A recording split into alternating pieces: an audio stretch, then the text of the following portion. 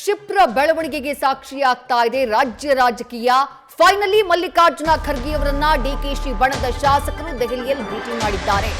ಸುಮಾರು 8:30 ಸುಮಾರಿಗೆ ತೆರಳಿದ್ರು ಖರ್ಗೆ ಅವರನ್ನ ಭೇಟಿಯಾಗಬೇಕು ಅಂತ ಹೇಳಿ.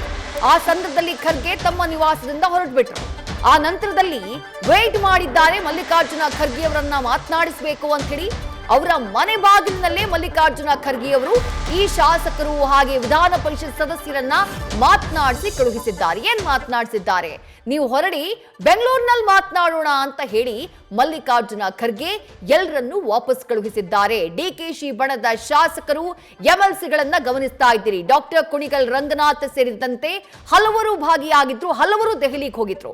ಮೊದಲಿಗೆ ಕೆಸಿ ವೇಣುಗೋಪಾಲ್ ಅವರನ್ನ ಭೇಟಿಯಾಗ್ತಾರೆ, ಅವ್ರ ಜೊತೆ ಮಾತುಕತೆಯನ್ನ ನಡೆಸ್ತಾರೆ. ಡಿಕೆ ಶಿವಕುಮಾರ್ ಪರವಾಗಿ ಬ್ಯಾಟ್ ಬೀಸ್ತಾರೆ. ಅದಾದ ನಂತರ ಮಲ್ಲಿಕಾರ್ಜುನ ಖರ್ಗೆ ಅವರನ್ನ ಭೇಟಿಯಾಗುವುದಕ್ಕೆ ಬರ್ತಾರೆ. ಆಗ ಮಲ್ಲಿಕಾರ್ಜುನ ಖರ್ಗೆ ಅವರು ಮನೆಯಿಂದ ತೆರಳಿ ಬಿಡ್ತಾರೆ.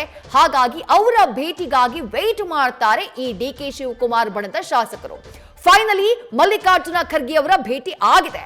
ಆದ್ರೆ ಮಲ್ಲಿಕಾರ್ಜುನ ಖರ್ಗೆ ಅವರು ಮನೆ ಬಾಗಿಲಲ್ಲೇ ಇವರನ್ನೆಲ್ಲ ಮಾತನಾಡಿಸಿ ವಾಪಸ್ ಕಳುಹಿಸಿದ್ದಾರೆ. ಹೇಳಿದ್ದೇನು ಮಲ್ಲಿಕಾರ್ಜುನ ಖರ್ಗೆ ಅವರು? ಬೆಂಗಳೂರಿಗೆ ಹೋಗಿ ಬೆಂಗಳೂರಿನಲ್ಲೇ ಮಾತನಾಡೋಣ ಅಂತ ಹೇಳಿದ್ದಾರೆ.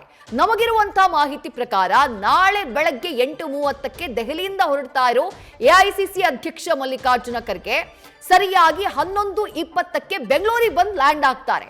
ಅದಾದ ನಂತರ ಮಲ್ಲಿಕಾರ್ಜುನ ಖರ್ಗೆ ಅವರ ನಿವಾಸ ರಾಜ್ಯ ರಾಜಕಾರಣದ ಕ್ಷಿಪ್ರ ಕ್ರಾಂತಿಯ ಹೆಡ್ ಕ್ವಾರ್ಟರ್ ಆಗುವಂತಹ ಎಲ್ಲಾ ಲಕ್ಷಣಗಳಿದ್ದಾವೆ. ಯಾಕಂದ್ರೆ ಡಿಕೆ ಶಿವಕುಮಾರ್ ಬಣ ಅನಿರೀಕ್ಷಿತ ರೀತಿಯಲ್ಲಿ ಆಕ್ಟಿವ್ ಆಗ್ಬಿಟ್ಟಿದೆ. ಒಂದ್ ಕಡೆ ಬೆಂಗಳೂರಿನಲ್ಲಿ, ಮತ್ತೊಂದ್ ಕಡೆ ರಾಷ್ಟ್ರ ರಾಜಧಾನಿ ದೆಹಲಿಯಲ್ಲಿ. ಹೋಗಿರುವಂತಹ ಶಾಸಕರು ಯಾರ್ಯಾರು?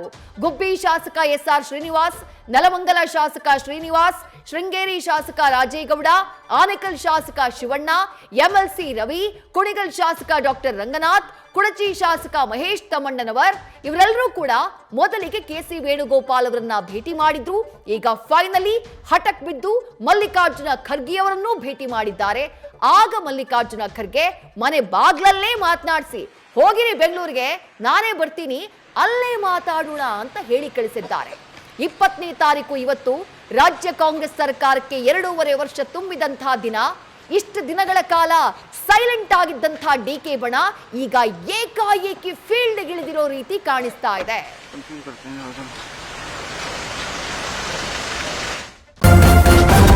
ನ್ಯೂಸ್ ಫಸ್ಟ್ ನಿರ್ಭೀತಿಯಿಂದ ನಿಮ್ಮ ಪರವಾಗಿ.